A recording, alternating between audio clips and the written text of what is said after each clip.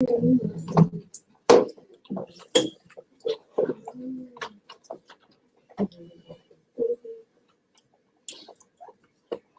go. Wonderful. Good morning, friends, and welcome to the Spiritual Side of Virginia. It's so good to be with all of you here today. We are going to start by reading a message from the book Our Daily Bread, psychographed by the Spirit Emmanuel, through the blessed hands of the medium Chico Xavier. And this message number 135. And just a note that we are doing the course of the Spiritual Being on Fridays. And this last Friday, we were guided to read this message. And then today, the mentors wanted us to read once again, as it will match with the topic of the day. So let's read and listen with our open hearts to really feel the message. Message number 135, necessary renewal. Do not quench the spirit. Paul, chapter 5, verse 19. When the apostle of the Gentiles wrote this exhortation, he did not mean that the spirit could be destroyed. Instead, he was trying to renew the mental attitude of those who were suffocating their higher spiritual tendencies. We often see people who go against their own conscience in order to avoid being labeled as spiritual. Nevertheless, incarnate souls are placed in the laborious learning experience in order to rise from the world as glorified spirits. This is the highest purpose of the human school. However, humans are still a long way from the great truth. They habitually prefer strict conventionalism, and only at much cost do they open their understanding to the realities of the soul. Actually, customs are powerful determining elements in the evolutionary process, but only when inspired by principles of a higher order. Therefore, we must not suffocate the seeds of the spirituality constructive life that sprouts daily in our hearts under the influence of the merciful Father. There are brothers and sisters who leave the earth through the same door of ignorance and indifference that they entered it. Thus, as disciples look back on the activities of each day, they should ask themselves, what have I accomplished? Have I accentuated the traits of the inferior individual of yesterday, or have I developed the lofty spiritual qualities that I want to retain for tomorrow?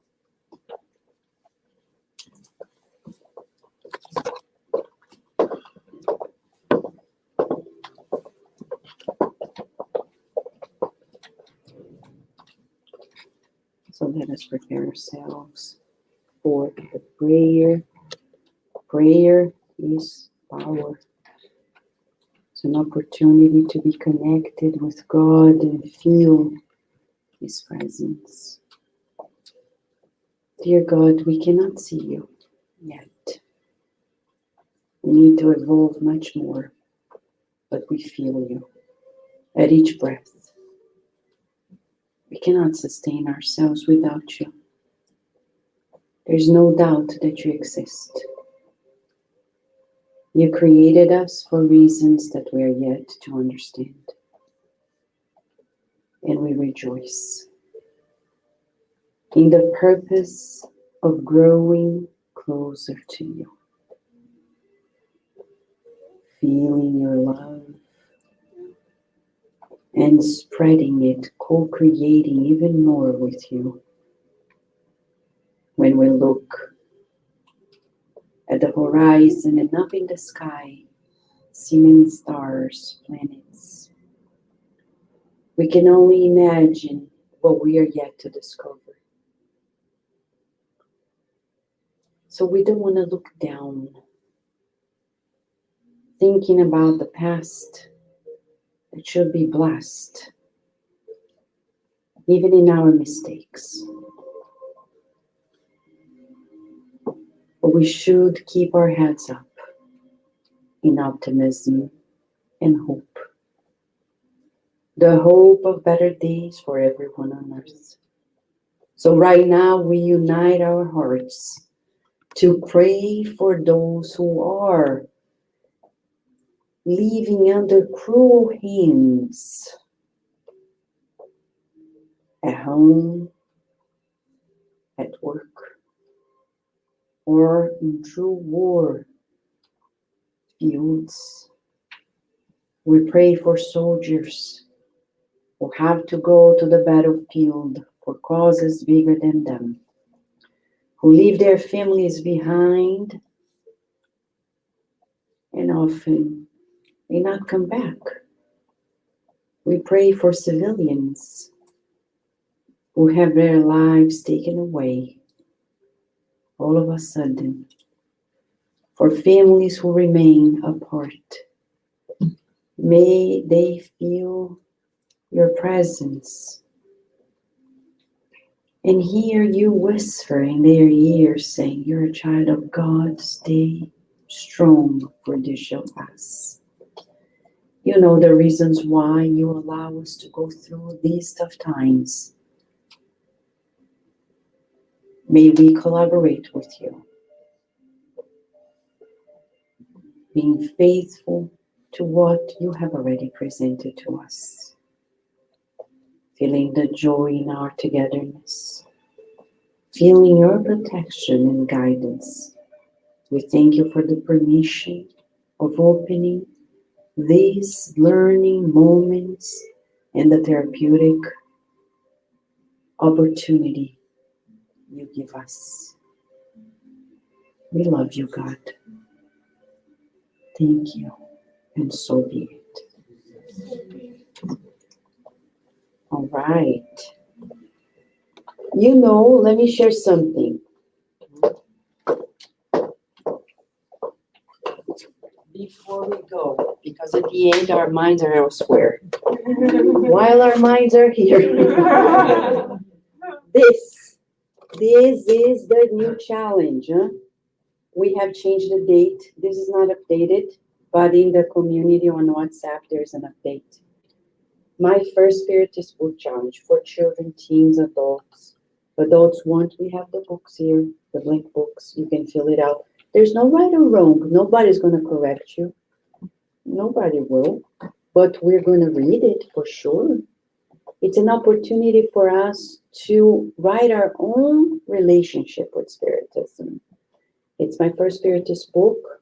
It's about close to 8 chapters about the main Spiritist principles, which are the existence of God, the existence of the soul, reincarnation, the fact that we live in many planets, mediumship, also charity is its main principle, the divine laws, and about Kardec. And then there's the front cover, the back cover. And by December 3rd, when we end our lessons inside on this, because every lesson we're learning all these topics, and then they are writing.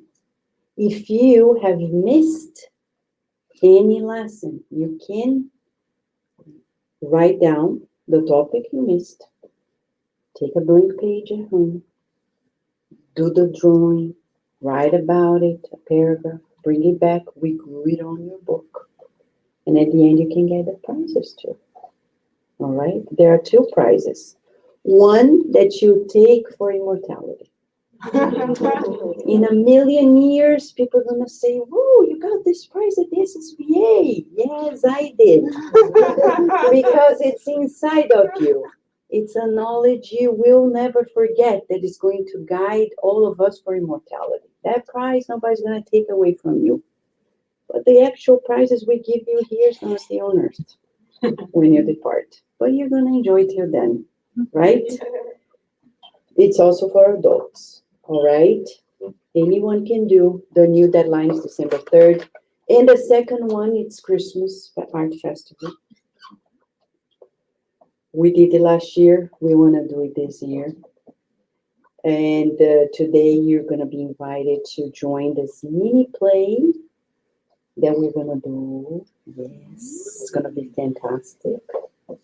And for those who want to participate besides in the play, you can play an instrument, sing a song, recite a poem, present a drawing, a painting, sculpture, whatever you want, that is related to the topic of Jesus, right? Our Master and his birth on earth. All right? So let's go inside and continue our journey. Right?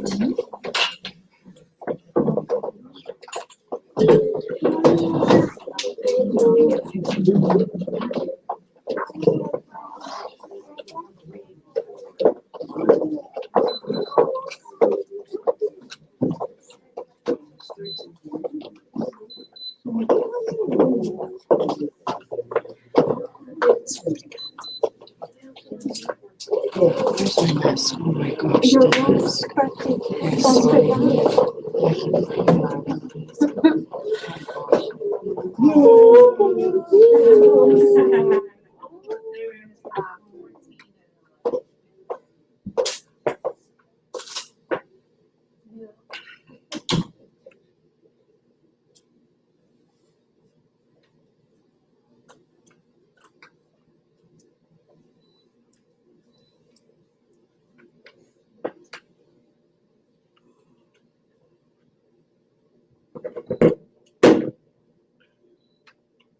Okay, dear friends, we are so happy to be here in this beautiful, blessed day by God to study under the tutorship of Emmanuel, the mentor spirit of our beloved Chico Xavier. Emmanuel is much ahead of us because 2,000 years ago, he was able to have a personal encounter with Master Jesus. And though he didn't surrender then, later, 50 years later, he did surrender. And in surrendering, he learned a lesson that he couldn't quite internalize 2,000 years ago. The fact that our most important ties on the earth in this lifetime and in any other lifetime to come are our family ties. We may be wondering, but Carol, you don't know our family. If you ever knew our family, you wouldn't be saying so. We know, dear friends, that our family constellation is formed by God, and it is our first and most blessed divine school. How do we know? We'll show you how we know so we can study together. First of all, Emmanuel, in his blessed mission to support all of us on earth with our spiritual evolution and growth, wrote this book that we see on our screen entitled Thought and Life. This book represents or share directives for a blessed reincarnation. Emmanuel tells us in the foreword that this book was designed first and foremost as a course in the spiritual realm for those who were in line to reincarnate and wanted to regenerate themselves. What does it mean to regenerate ourselves? As Felipe read in the message for this morning, to regenerate ourselves involves renewing ourselves. How do we know if we are in fact renewing ourselves? As Emmanuel presents again in the message that Felipe read, we know if we are renewing ourselves depending on whether we are embracing spiritual goals or not. So first therapeutic question for us. Are we embracing spiritual goals in this lifetime? How can we assess that ourselves? Through the quality of our thoughts and feelings.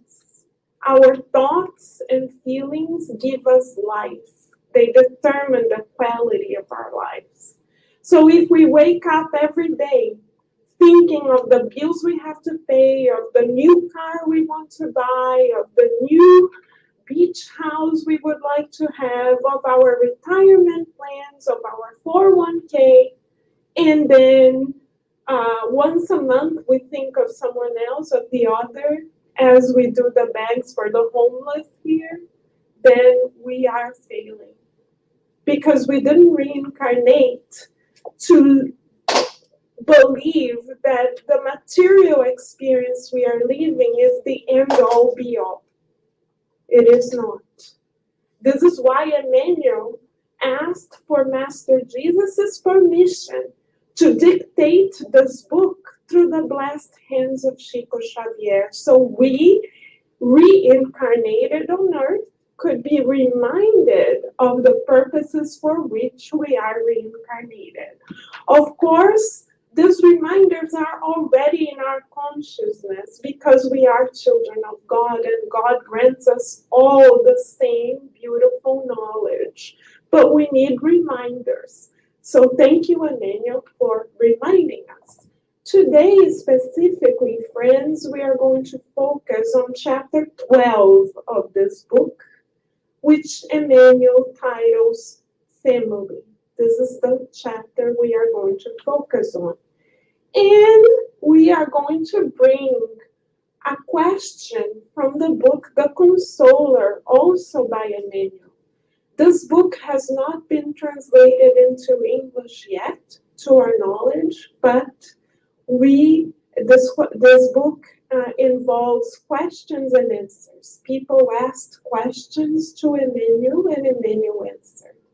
Today we are going to bring one specific question to our attention from this book involving the nature of families on the earth. In addition, we would also like to let everyone know that though we may not have the physical copy of the book Thought and Life readily available to us at the moment, our dear Vanessa has recorded a series entitled Your Thought, Your Life, where she goes over each chapter with us, step by step. And it's all recorded on Kardec Radio. So if we would like to study this book further, Kardec Radio has the entire series already available. All we have to do is type Thought and Life Kardec Radio on YouTube. To illustrate how our family ties are our most important ties, we are going to rely not only on Emmanuel this morning, but also on a case related to us, reported to us by the Spanish medium Amalia Domingos Soler. Amalia Domingos Soler was considered a Chico Xavier of Spain, and she underwent many difficulties in life, including that of near blindness, and still she persisted because she was able to embrace the lofty principles to which Emmanuel referred here.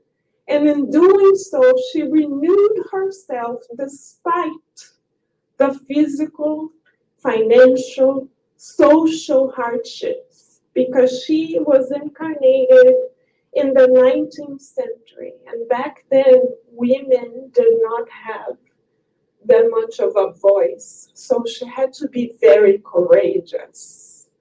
And she devoted her life to bringing the message of consolation, immortality to us.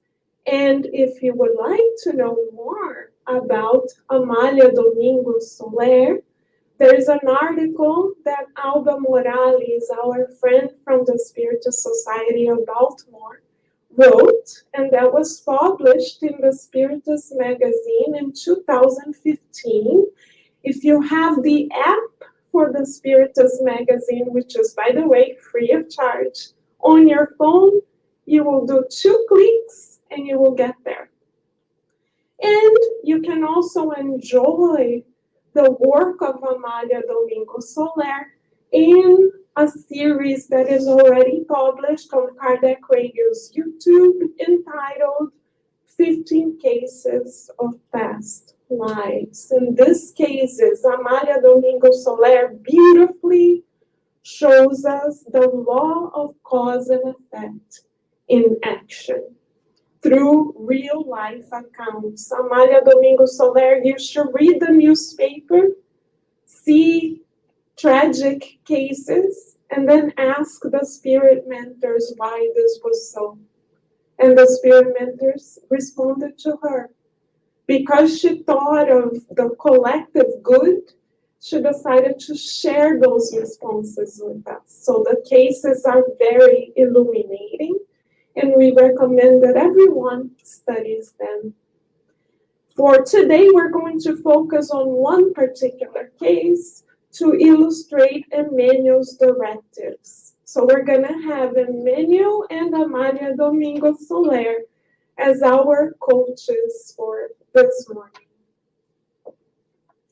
We are going to start with Emmanuel by bringing to our attention question 175 of the book The Consoler, dictated by Emmanuel through Chico Xavier. Emmanuel was asked, is the Institute of Family organized in the spiritual plane prior to being projected onto the earth? In other words, before we all reincarnate, is our family structure already predefined? That's a good question. Thank you for asking. Now let's hear it from Emmanuel, who is already a beautiful teacher from the beyond, a wise spirit. In his wisdom, Emmanuel answers in the following way. The school of family has its sacred origins in the spiritual realm. Here Emmanuel says already that the family is a school. So we reincarnate with our particular relatives in order to learn. Learn what? Learn the new, as Felipe read. Because we don't need to learn the same old. We already know it. So that means that we are going to be challenged in our family circle. Challenged in what way? Challenged out of our comfort zone. So second therapeutic question for us before we continue learning with Emmanuel. How much are we able to deal with frustrations? Because as we leave our comfort zones, we are going to be challenged. And our first reaction is going to be frustration. No matter if we are babies, children, teenagers, or adults, we are all reincarnated to experience frustration. Because the frustration we experience marks the exact point in which we need to develop ourselves spiritually.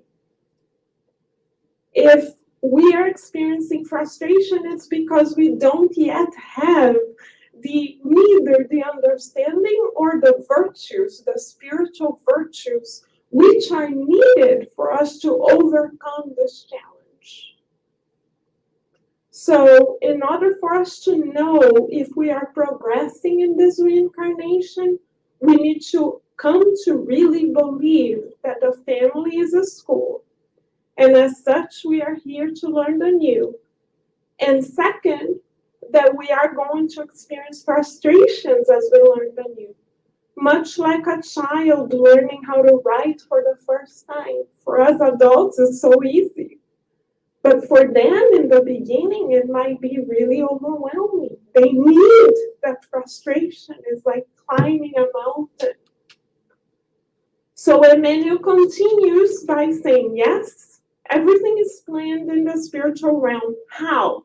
He says, through the family ties, those who are committed to developing true and definite fraternal bonds, reunite in constructive tasks.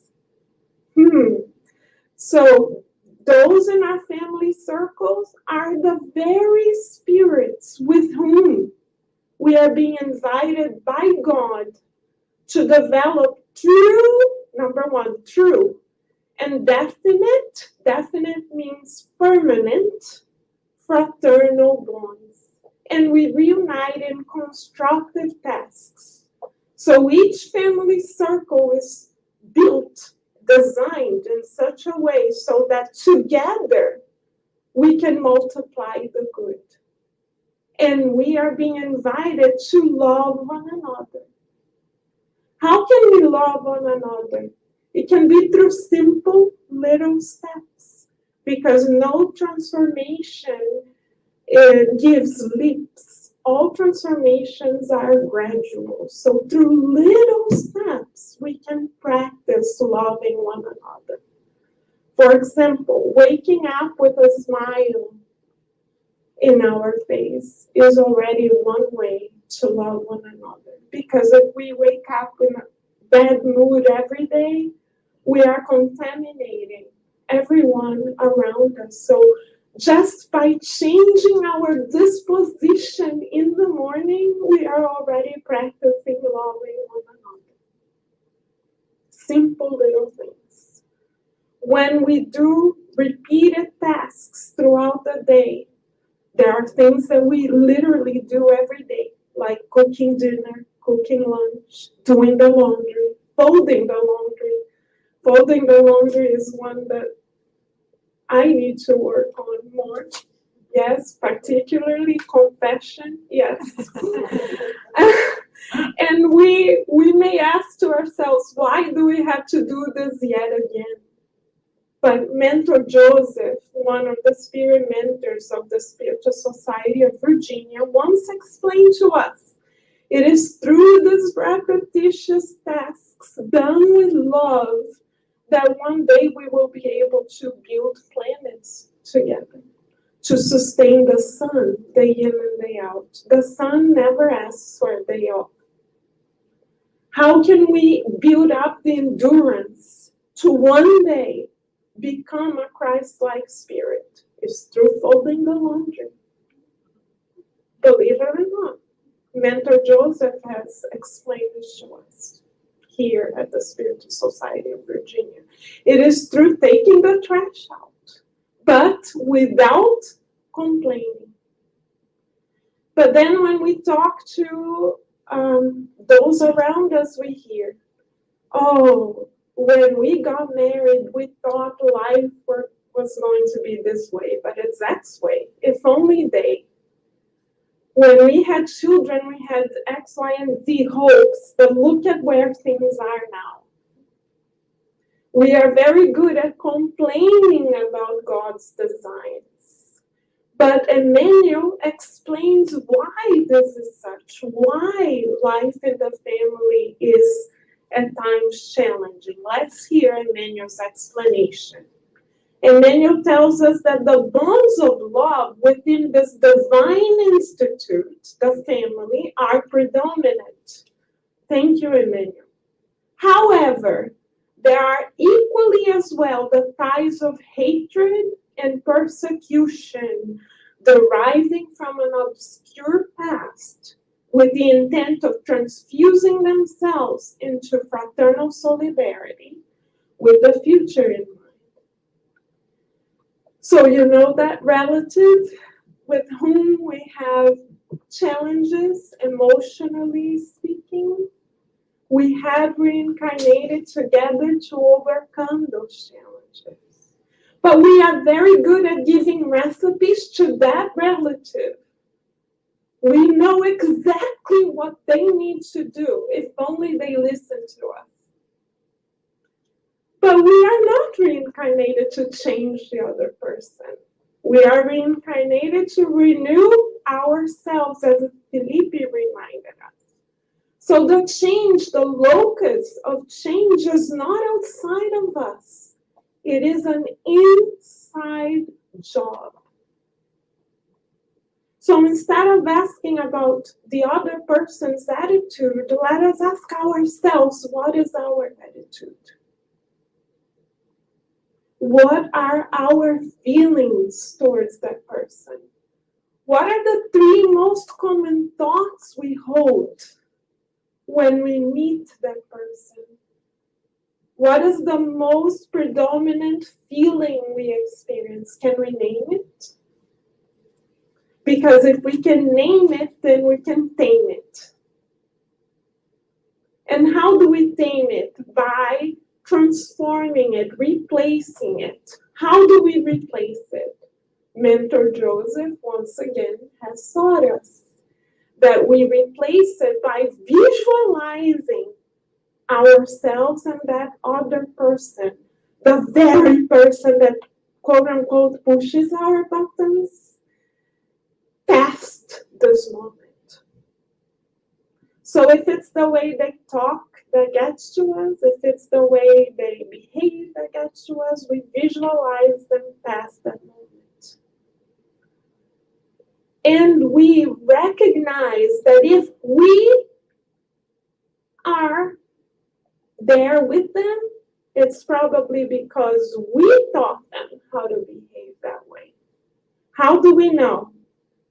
Let us continue learning with Emmanuel. Emmanuel will tell us the spiritual math, so to speak, or logic behind family relationships. Thank you, Emmanuel.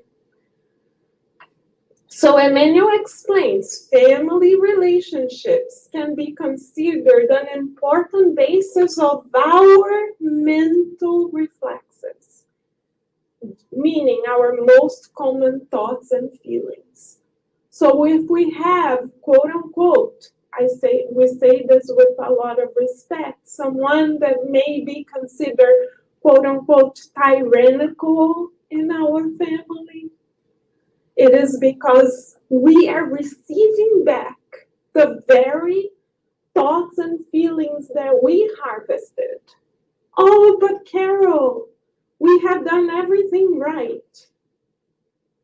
Okay, we're not going to argue, but how about our past records? What if we were going to open our files of the many centuries throughout which we have been enrolled in the school of life on earth? Would that be the case?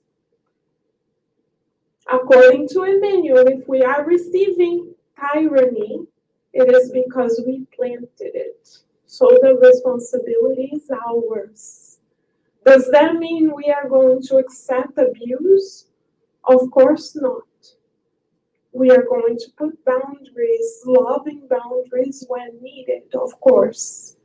But we are not going to resent the person. We are not going to crucify that person in our minds forever. We are not going to play the judge, because if we could go back in time, we would see our responsibility in it. So what do we do? What is the solution that Spiritism uniquely brings to us through the immortality of the soul? The solution is, let us forgive ourselves for having planted thorns along the way. First. Second, let us ask for forgiveness for everyone whom we thought to be intolerant in the past, who we have thought to be cruel in the past, including our family members. Let us say we are sorry. Let us ask Master Jesus in a visualization to guide us, because he has infinite love. So he shall provide to us. With Master Jesus, visualizing him in our relationships, we can get there. So we know that first we need to forgive ourselves, because we didn't know better. If we did, we wouldn't be have made that choice. So we forgive ourselves because we were learning. Second, we ask for the forgiveness of everyone else, even if we don't remember them. Because if we are receiving cruelty, it's because we planted it. And third, we pray for the people who are instruments of cruelty and ignorance. Because if they knew better, just like us, they wouldn't do it. So this is why Master Jesus has said in the Beatitudes, blessed are the afflicted. Because when we are afflicted, it means that we are coming clean with our own conscience. God has determined that we are mature enough spiritually to receive the consequences of our own actions. This is why we are blessed. So let us illustrate this by or with a case reported to us by Amália Domingo Soler. The case of a couple who could not stay together. The case that Amália Domingo Soler reports is as follows. In a previous life, there were a mother and a father who were very financially wealthy, almost like noble in the past. And they had a son that fell in love with someone that was from a lower social status. What did they do? They exiled the partner to another city, separated them, and said that they could never stay together because they were not meant for each other, quote unquote. So there was a lot of pain and affliction in this family dynamics. Out of wealth, out of social status, the two people who loved each other could not stay together. What happens next? Or rather, why did this happen? Let's learn. Let me go back here just a little bit. And what happens next? They go back to the spiritual realm after that life comes to an end. And they promise each other that this time and the next lifetime they are going to do differently. So the exiled partner reincarnates as the mother to see if he can forgive. And the parents who forbid the couple from being together reincarnate as the exiled partner's children or child. So that the situation repeats itself exactly, but they are in opposite roles. Why? What's the point? Why did they change roles? To see if they could forgive one another. And if they were able to forgive one another, then they would pass, quote unquote, their lifetime test. Why does this happen? Why is it that scenarios repeat themselves? Painful scenarios carry themselves out from one lifetime to another. Why is it that we have to repeat, or not have to, but are invited to repeat painful scenarios from previous existences? Is it because God is punishing us? No, God never punishes us. The purpose of God is for us to become more virtuous. But why does it have to be through pain? Because we need again, according to Emmanuel in the book Thought and Life, the links that we have woven for ourselves. So who caused this pain? The spirits themselves. It wasn't God. It wasn't God who came down from symbolically the heavens and said, oh no, you are going to make each other suffer. It wasn't God, it was they who made that choice. So according to the law of action and reaction, they receive what they have created. They have created the situation for themselves. Why does God allow them to go through this again? To see if they can overcome the very cause that produced the pain. So God allows for that situation to be revisited exactly to quote unquote test if we can act differently. So when we face a difficulty, therapeutic question for us: do we rebel or do we think? Because if we thank God, we are already looking at life from a spiritual perspective and saying, thank you, God, you think we are ready to act differently. Thank you. You think we are mature enough. Thank you. So the second question for us is, are we able to see God's loving plan when we face difficulties? In other words, are we able to recognize the virtue that God is giving us the opportunity to acquire?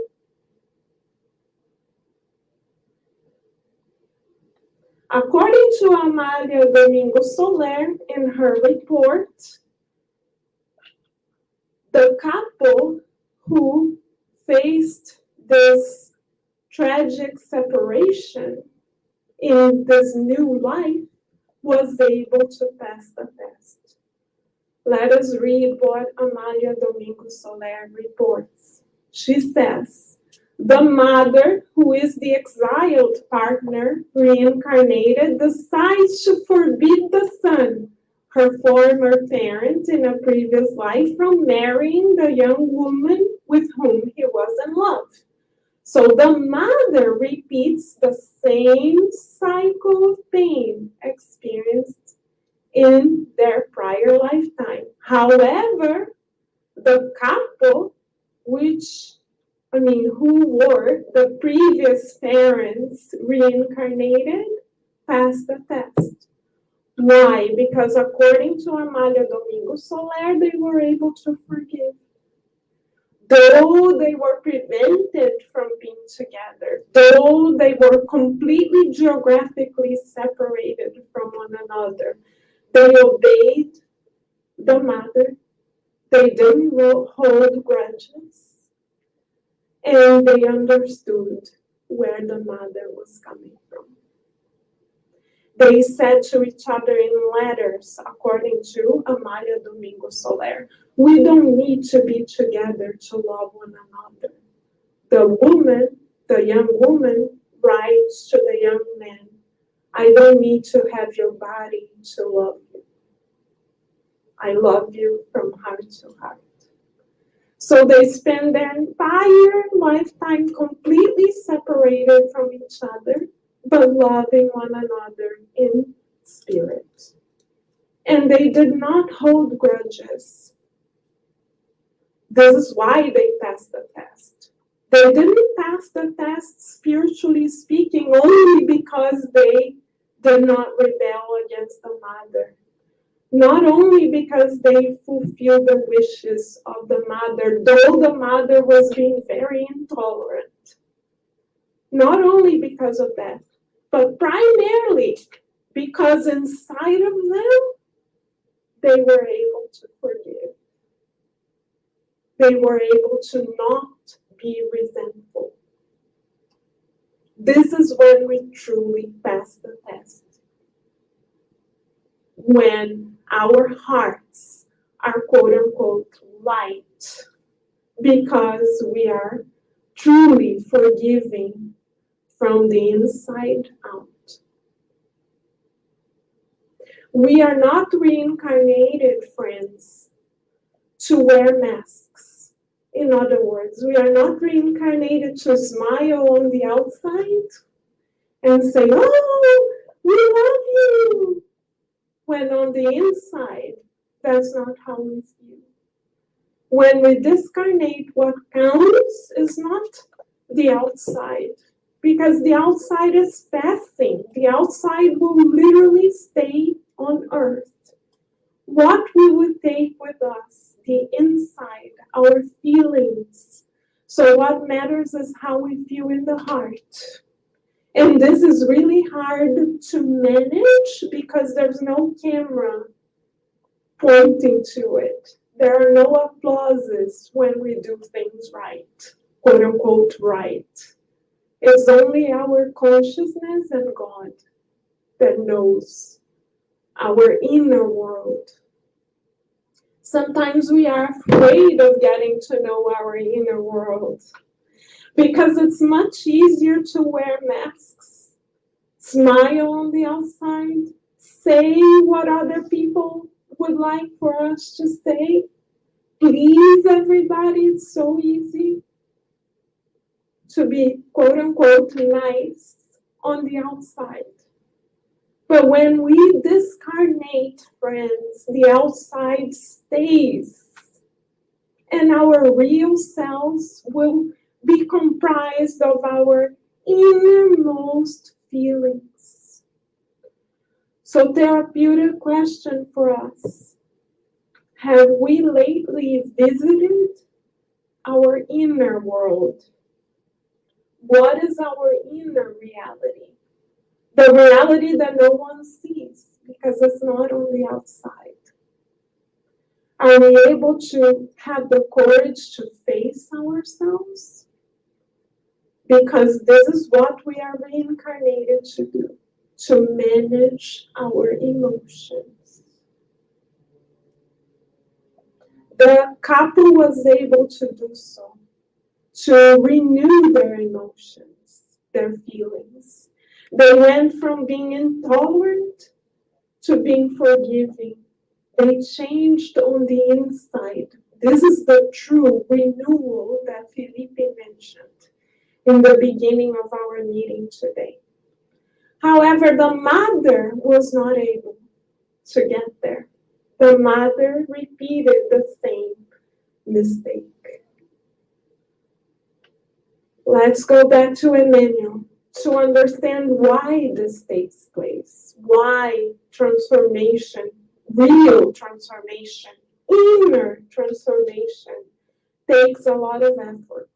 Emmanuel explains to us why in the book Thought and Life.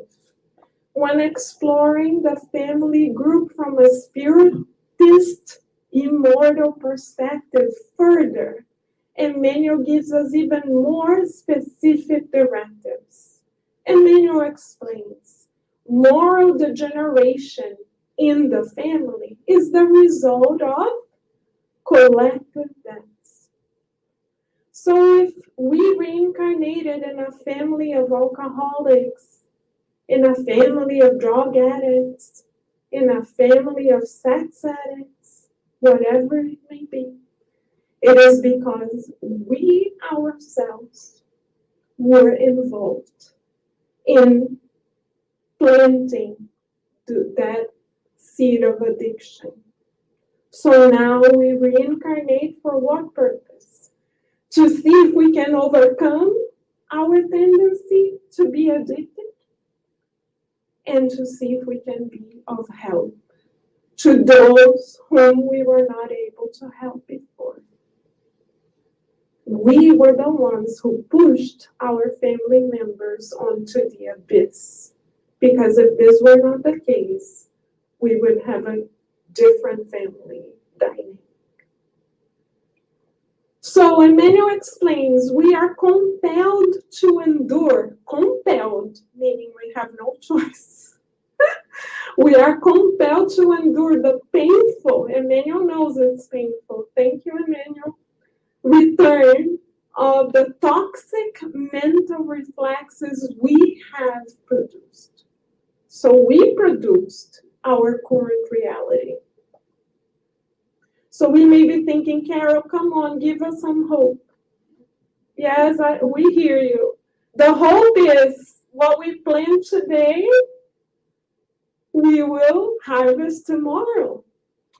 So if we want to have a better future, and we don't mean future as in 2057, but future as immortal life, then let's give to others what we would like to receive, no matter the circumstances. Because our relatives, says Emmanuel, are only the agents of this process, returning the toxins to us. Emmanuel goes further. He says, therefore, in the family group, we have both the links of happiness we have been able to build through the love we expressed and the fetters of constraint and animosity. So if we want to have the quote-unquote perfect family, let us love our current family. Because it is only through planting love that we will harvest love. Only love is able to multiply more love. This is why Master Jesus 2,000 years ago told us, love covers a mountain of sins. It doesn't matter what we did previously, in a sense. Because if we are able to love, then those consequences from the past shall be transformed for the better. So what's the solution? Love. Oh, Carol, but, we can hear the buts. Jesus is saying, well, when we reincarnated, we asked for an opportunity to love. And Master Jesus, out of mercifulness, supported by God, granted us the opportunity. Now that we are here, we are like, no, don't want it. When we are saying no, don't want it, we are saying no, don't want it to ourselves, because we planned it this way, and to God. Because God is saying, I believe in you. I believe in all of you. I know you all can do it. And we come here and we say, no, don't want it. So if we say no, don't want it, we are delaying our own progress. The more we love, the more we progress. The password for spiritual progress is to love. Oh, but, no but. Because now we know that we co-created the circumstances in which we live. The good news is we can co-create the circumstances in which we will live in the future, starting today. Because if we are able to love, we are able to understand. If we are able to understand, then we are able to let go of our ego that says that it's either our way or the highway. It is up to us, friends, quite literally, it's up to us. The key to our happiness is in our hands. And as we have studied many times on Friday, it is never too much to remind us that we have reincarnated, all of us, to make profound transformations. Profound transformations doesn't mean changing our hair color, buying new clothes, changing jobs, moving to a different city. No. It means getting to know and organizing our inner world. This is where the profound transformation comes from, because anything from the outside will stay. We ourselves are only Carol temporarily. Carol will not exist. Sooner or later, goodbye. As Célia Regina Jorge, a spirit psychologist in Brazil, tells us, we have our return ticket already bought. Once the plane takes off, that's it, no more Carol. This personality is passing. What is not passing is what is in our inner universe. So how much do we know ourselves internally? Secondly, how much are we willing to renew ourselves internally? As Master Jesus tells Bartolomeo in chapter 8 of the book Good News by Humberto de Campos, through Chico Xavier, it takes joy, hope, and courage to be able to truly renew ourselves.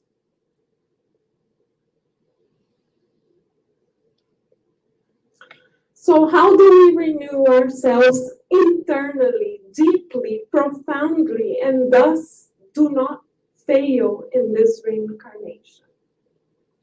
By getting to know our central theme and therefore as well our spiritual necessity. What is our central theme? Is what we reincarnated to transform and overcome.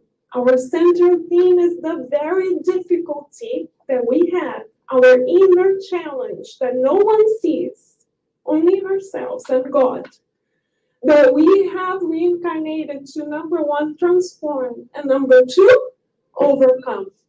Let us use the mother as an example, the mother in Amália Domingos Soler's account. What is her central theme? Her central theme, we believe, is pride in the form of revenge. She reincarnated to forgive, to do differently. But once she was here, she said to herself, it's either my way or the highway. Oh yeah? You made me suffer previously. So now you're gonna get it. This is pride in the form of revenge. This is the very theme that she reincarnated to transform and overcome. So what is her primary spiritual necessity? What is a spiritual necessity? It's the one main moral resource or virtue which we all reincarnate to acquire and put into practice. Our spiritual necessity is often interconnected, interwoven with our central theme. Our central theme is our difficulty, and our spiritual necessity is the instrumentation we have to overcome the difficulty. So what is the mothers? We hypothesize that the mothers, we are not God to know, obviously, but we can hypothesize, assume that the mother's spiritual necessity is to acquire the virtue of forgiveness. This is why in our lives we may say, oh, we always face situation X, Y, and Z. This situation always happens to us. We always meet people with X, Y, and Z characteristics. Why? It's God saying, I am granting all of you more opportunities to face your difficulty and acquire the virtue to overcome it. How do we know what virtues we need to acquire? The Gospel according to Spiritism, friends, has a list of virtues. If we can open it ourselves, we can see the virtues and therefore more easily recognize what our spiritual necessity might be.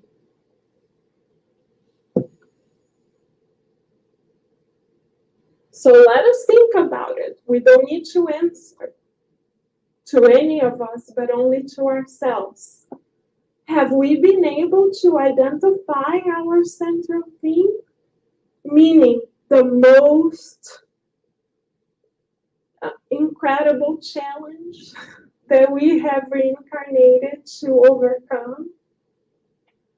And this challenge is not having a car or having to use public transportation, or not being married versus being married. No, this is not the challenge.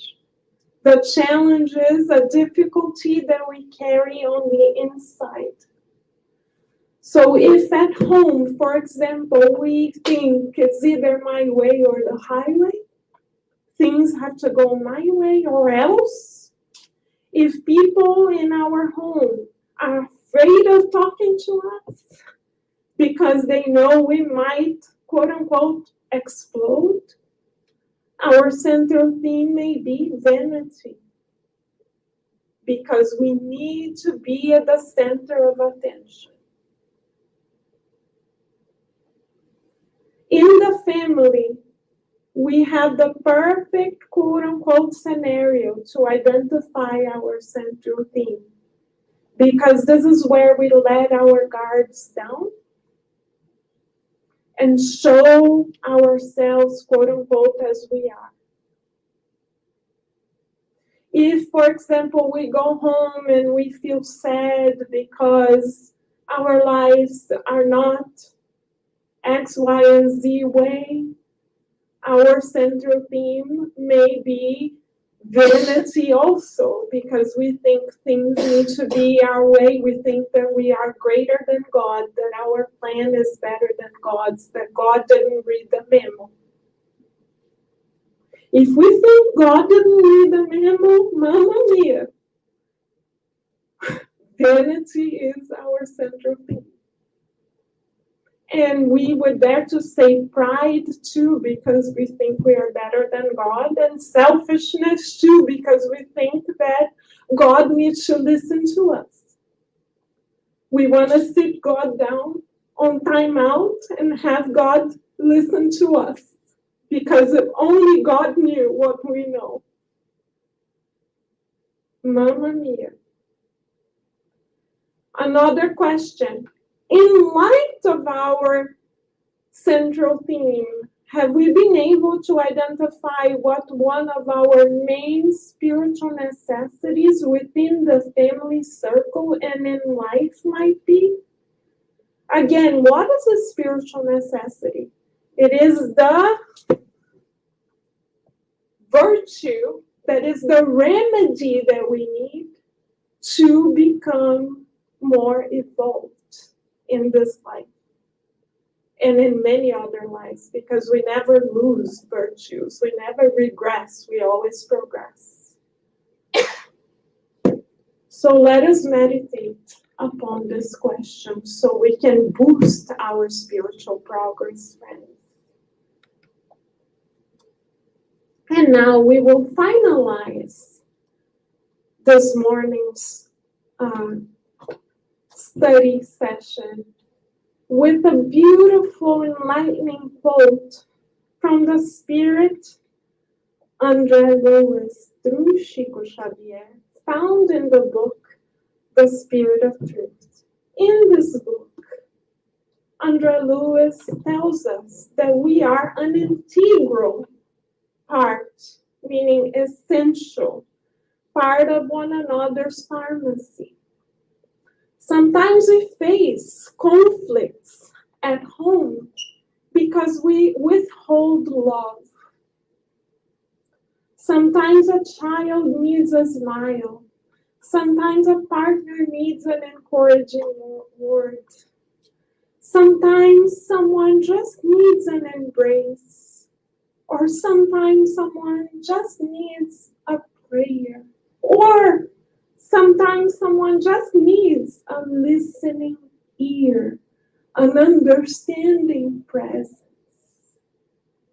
It is in this way that God calls upon us, each and every one of us as children of God, to be the remedy, the divine remedy for someone else's problems, difficulties. That remedy can be one smile, can be one word, can be one embrace.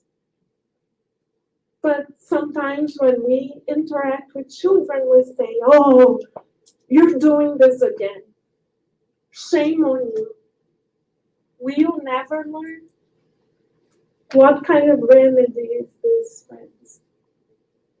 This is not the divine remedy that God is calling upon us to offer.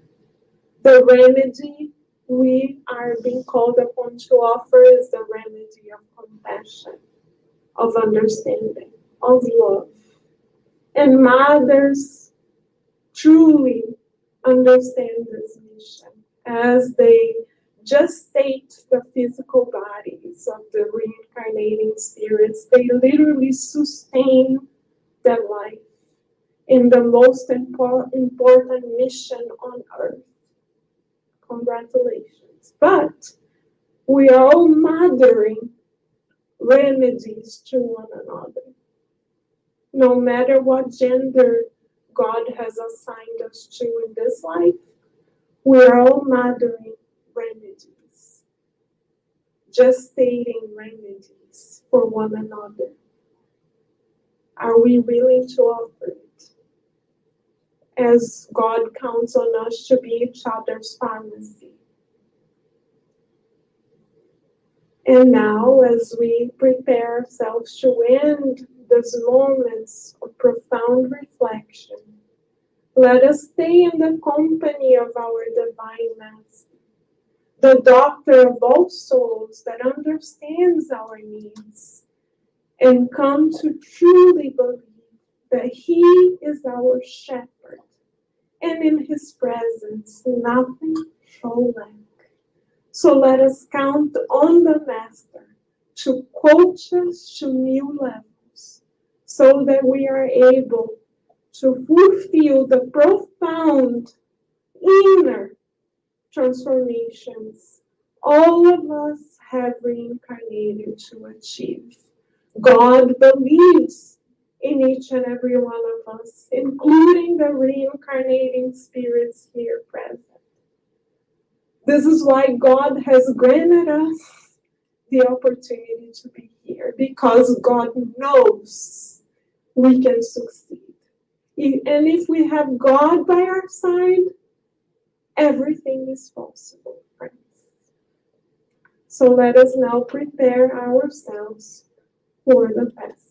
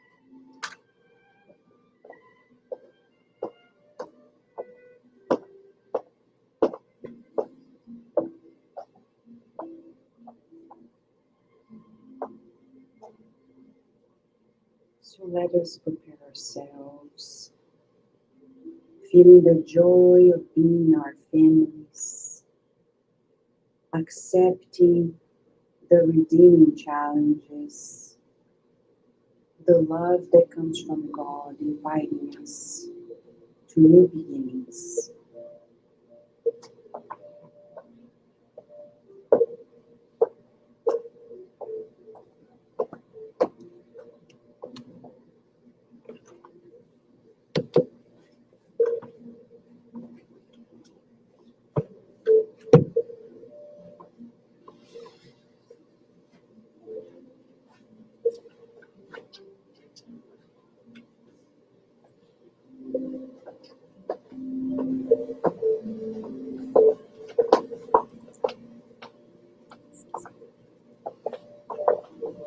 Let us visualize the healing light that comes from Jesus' heart, enveloping us, mind and bodies. Let us breathe in and out, accepting His love, profound and true, allowing it to permeate the cells of our minds and bodies into renewal, into true healing.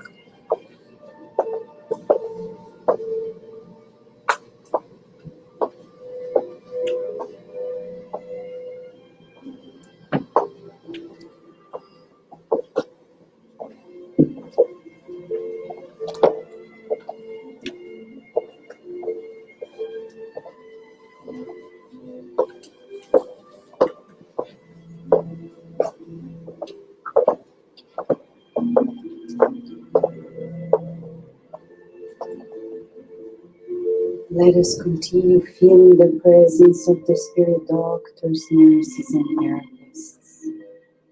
Visualize that under the guidance of Master Jesus, the doctor of our souls, they are transfusing into us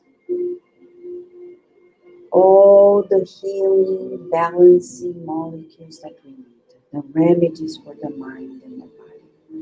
Let us feel their loving care and trust God's will in our healing.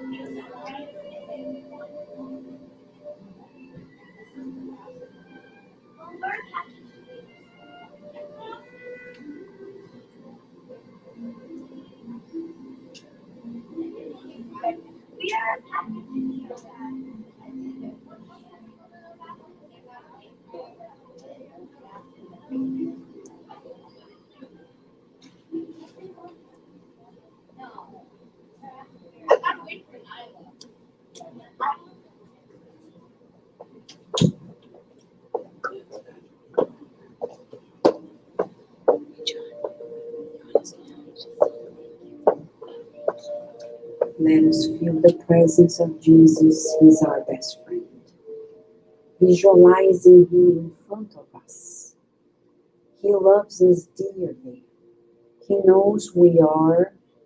He knows why we reincarnated. He's looking at us in the eyes and sharing the message that we need for this moment.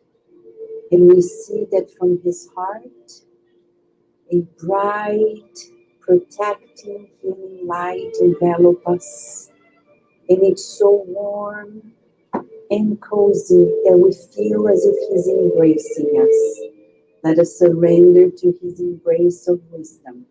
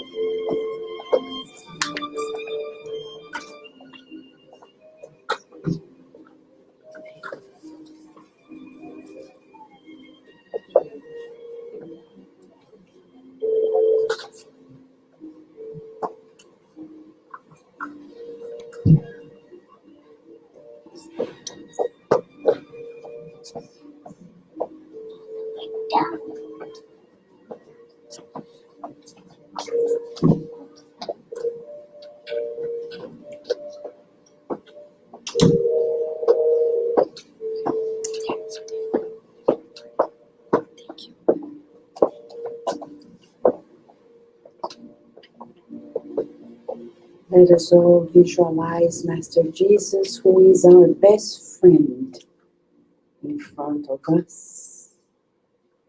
He loves us dearly.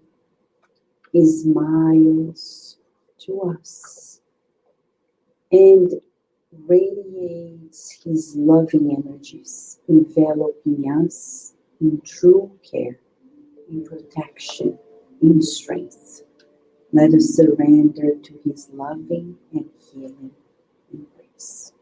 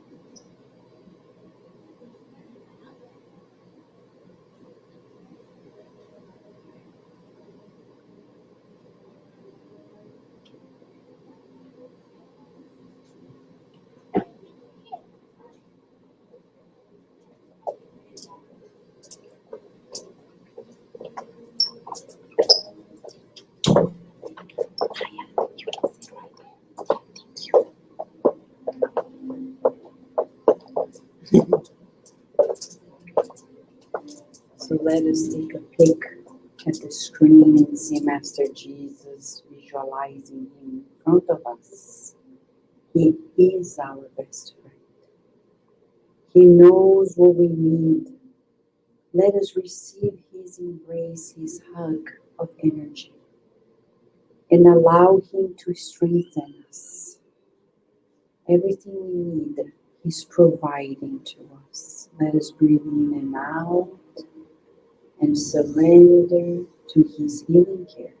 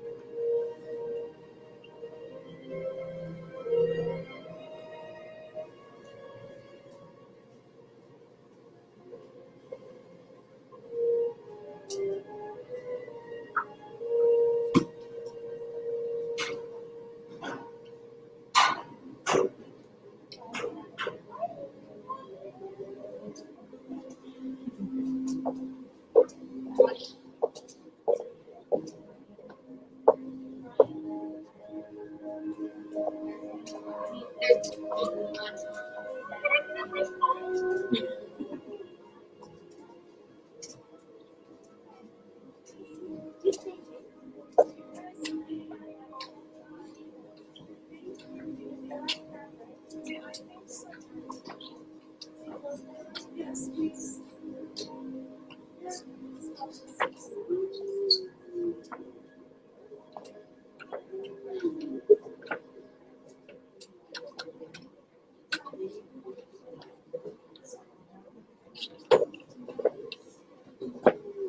All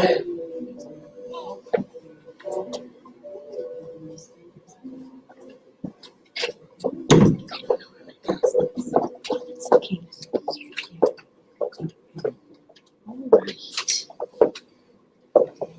Let us all now visualize Jesus, who is our best friend, who loves us. Jesus is our best friend.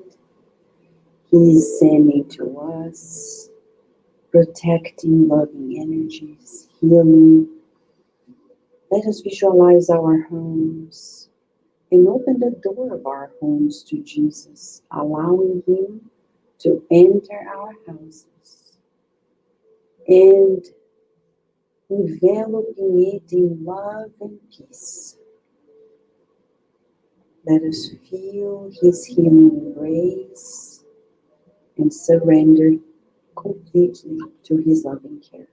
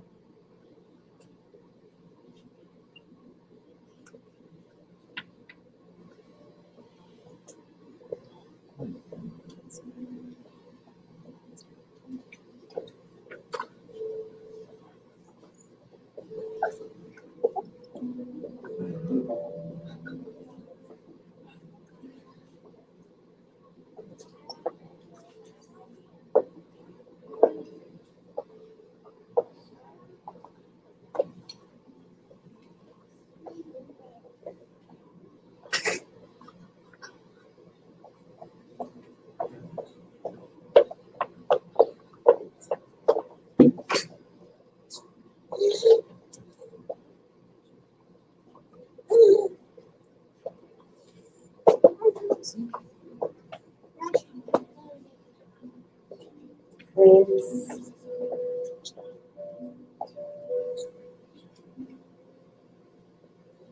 let us then continue visualizing Master Jesus in front of us.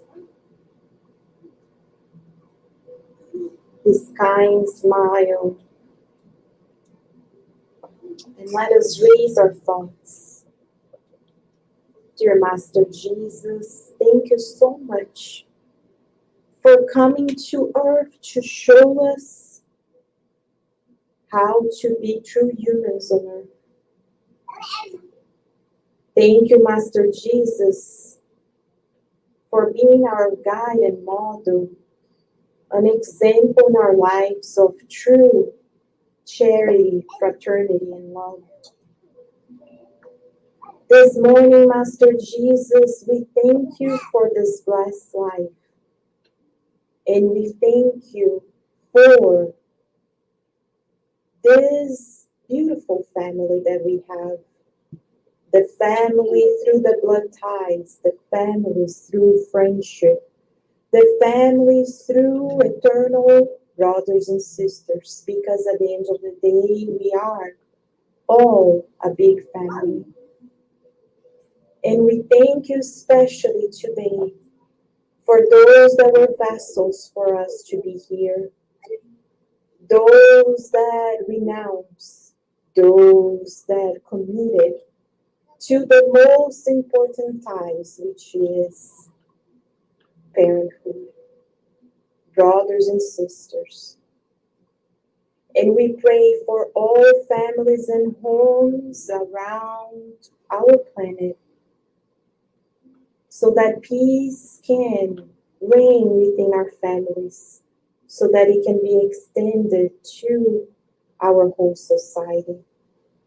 We pray that solidarity, understanding, forgiveness can stay in our hearts and that we can cherish it with those closest to us.